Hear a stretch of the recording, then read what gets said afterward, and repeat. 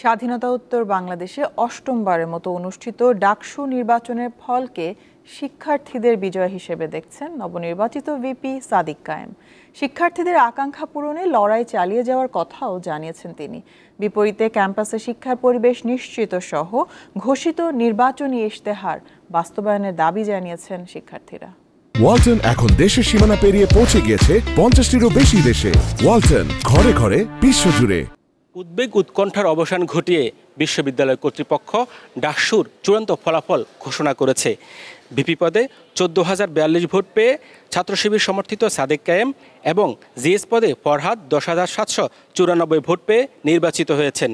আর এই দুই পদে নিকটতম প্রতিদ্বন্দ্বী ছাত্রদল সমর্থিত আবিদুল ইসলাম 5,708 আর জিএস পদে হামিম 5,283 ভোট পেয়েছেন। আর স্বতন্ত্র প্রার্থী উমামা ফাতেমা ভোটযুদ্ধে ভালোই সাড়া পেয়েছেন, তার ভোট 3,389। 28টি পদের মধ্যে সম্পাদকীয় 12টি পদেই 9টিতেই ছাত্র শিবির সমর্থিত প্যানেল বিজয়ী হয়েছেন।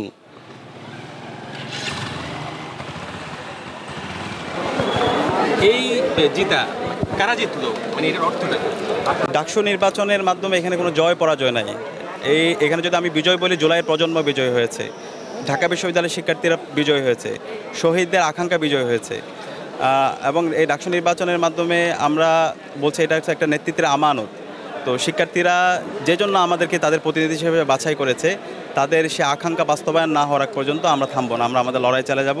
এবং আমরা আশা রাখছি শিক্ষার্থীরা আমাদেরকে পরামর্শ দিয়ে আমাদের পাশে থাকবে, আমাদের ভুল ত্রুটি যেগুলো আছে সেগুলো আমাদেরকে ধরিয়ে দিবে। অন্য প্রতিদ্বন্দ্বীরা নির্বাচনী ফলাফল প্রকাশের পর বিশ্ববিদ্যালয়ের ক্যাম্পাসে তাদের প্রতিক্রিয়া প্রকাশে অনুপস্থিত ছিল। এই অনুপস্থিতিই হয়তো তাদের ফলাফল প্রত্যাখ্যানের ভাষা। যদি বলেন কারা জিতে গেল, প্রথমত শিক্ষার্থীরা জিতেছে, তারপরে আমি বলবো জুলাই গণ অভ্যুত্থান জিতেছে।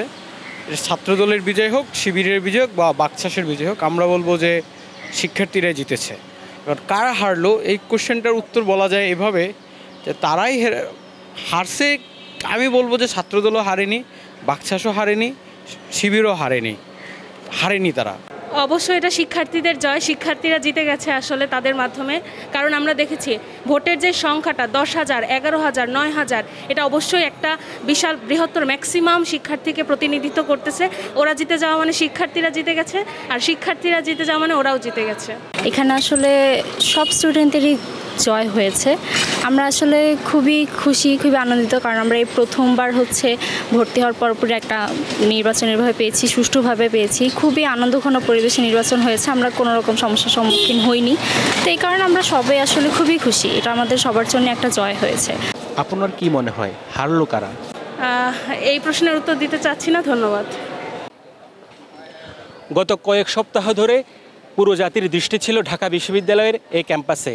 এখন সেই কোলাহল বা ব্যস্ততা নেই। এখন চ্যালেঞ্জ ডাকসুর নতুন পর্ষদের রাজনীতি কি হবে ঢাকা বিশ্ববিদ্যালয়ের ছাত্র রাজনীতির আগামীর ভবিষ্যৎ। পাশাপাশি শিক্ষার্থীদের আশা আকাঙ্ক্ষার প্রতিফলন কতটুকু ঘটাতে পারবে এই নতুন পর্ষদ, সেটি এখন দেখার বিষয়। হেদায়েতুল্লাহ সীমান্ত, দীপ্ত সংবাদ, ঢাকা।